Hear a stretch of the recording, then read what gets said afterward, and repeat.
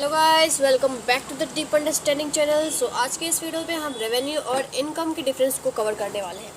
तो समझते हैं कि रेवेन्यू क्या है और इनकम क्या है, क्योंकि लोगों के बीच बहुत कन्फ्यूजन होता है कि रेवेन्यू और इनकम सेम होता है। बट हम देखते हैं आगे और पता करते हैं कि क्या ये सच में सेम होता है या फिर अलग अलग होता है। चलिए बढ़ते हैं आगे। सबसे पहले इनके एक डेफिनेशन दिया हुआ है। डेफिनेशन के बेसिस पे total money earn from selling goods or services before deducting any cost. Total money earned from selling goods or services before deducting any cost. इसका क्या मतलब है? इसका मतलब है बिजनेस में जो पैसा कमाया, टोटल मनी जितना कमाया, ठीक है, सेल करके, गुड्स को सेल करके जितना पैसा कमाया उसमें से कुछ भी माइनस नहीं किया, ठीक है, उस पैसे को हम लोग रेवेन्यू बोलते हैं। ठीक है, अब बात करते हैं इनकम क्या होती है। Money left after subtracting all expenses like operating cost, taxes, interest from revenue. So income का क्या मतलब होता है? इनकम का मतलब होता है वो पैसा अर्न किया हुआ जो बिजनेस है, वो पैसा जिसमें से सारे एक्सपेंसेस माइनस कर दिए, उसके बाद जो हमारा बिजनेस में पैसा बचा है उसे हम इनकम कहते हैं। ठीक है, आगे और क्लियर समझ आएगी। भले अभी समझ ना आ रहा हो, थोड़ा मोड़ा समझ आया हो, अभी और आगे बढ़ते हैं और देखते हैं। ठीक है, ये वीडियो का ख़त्म होते होते आपको सारी चीज़ें समझ आ जाएगी। चलिए बढ़ते हैं आगे। Position in income statement.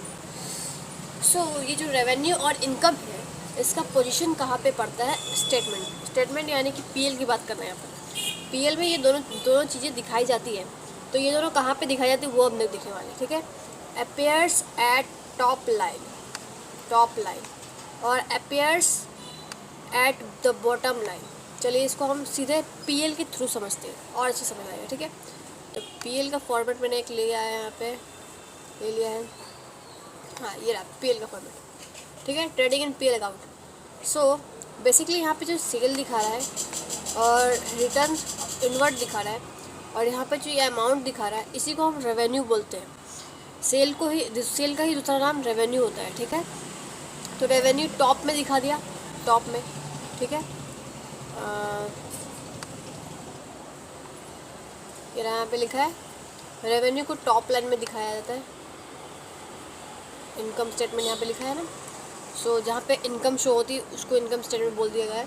वहाँ पे टॉप में रेवेन्यू दिखाई जाती है। अब इनकम का है वो दिखा देते हैं आपको।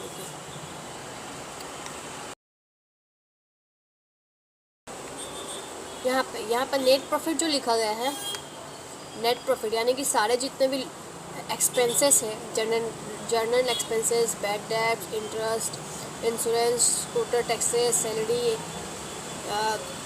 ऑफिस एक्सपेंसेस, ये सारे जितने भी माइनस करते हैं, उसके बाद जो प्रॉफिट आता है उसे नेट प्रॉफिट बोलते हैं और उसे इनकम भी बोल सकते हैं और प्रॉफिट भी बोल सकते हैं। ठीक है, तो ये जो चीज़ें हैं इसको हम इनकम बोलते हैं। ठीक है, इनकम का होता है, इनकम सारे खर्चे को माइनस करने के बाद या फिर सारे इनकम को इंक्लूड करने के बाद, इनकम भी यहाँ पे इनकम भी इंक्लूड किया है, जैसे डिस्काउंट, कमीशन, इनकम भी होने के बाद और एक्सपेंसेस को माइनस करने के बाद जो पैसा हमारे पास बचता है, यानी कि बिजनेस के पास जो पैसा बचता है उसे हम नेट प्रॉफिट या फिर इनकम कहते हैं। ठीक है, सो आपको बहुत हद तक क्लियर हो चुका होगा। ठीक है, क्या होता है रेवेन्यू, क्या होता है इनकम। ठीक है, अब हम आगे बढ़ते हैं क्या लिखा गया है और देखते हैं। कॉमर्स की जर्नी में हमें सारे कॉन्सेप्ट्स को अच्छे से पढ़ने चाहिए ताकि हमें कोई दिक्कत ना हो। कितने बार भी हम जब सॉल्व कर लें, कितने बार भी हम जब भी जर्नल एंट्री सॉल्व करें या फिर कुछ भी सॉल्व करें तो हम बढ़िया से कर सकें। चलिए देखते हैं आगे क्या है। Purpose. So how much a company generates from its core business activity. मतलब कि सो रेवेन्यू का क्या पर्पस होता है? रेवेन्यू का पर्पस होता है कि बिजनेस उसके कोर एक्टिविटी से कितना पैसा अर्न कर रहा है, बस यही इसका पर्पस होता है। अब इनकम की बात करते हैं तो क्या होता है? इनकम का पर्पस क्या होता है? So how much profit the company actually keeps. कितना पैसा बिजनेस अपने पास रख रहा है, कंपनी अपने पास रख रहा है। ठीक है, उसी को इनकम बोलते हैं। For example, a bakery sells cakes worth rupees 50,000 in a month, that's revenue. कितना सेल किया बेकरी वाले ने, उसको हम रेवेन्यू बोलते हैं, ठीक है।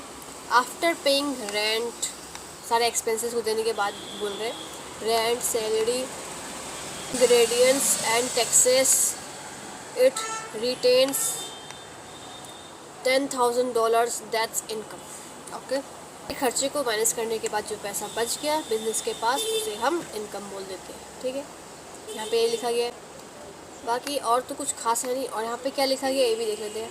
Indicators reflect cell performance, cell के परफॉर्मेंस को रिफ्लेक्ट करता है, कम करता है या ज़्यादा करता है तो रिफ्लेक्ट, ठीक है। Reflect profitability and efficiency, business में कितना प्रॉफिट होने वाला है और कितना इफ़िशिएंसी है उसको रिफ्लेक्ट करता है। सो आज के इस वीडियो में इतना ही गाइस, मिलते हैं नेक्स्ट वीडियो में कुछ नए टॉपिक्स के साथ। अगर चीज़ें पसंद आ रही तो वीडियो को लाइक करें, शेयर करें, सब्सक्राइब करें। मिलते हैं नेक्स्ट वीडियो में, तब तक के लिए बाय बाय।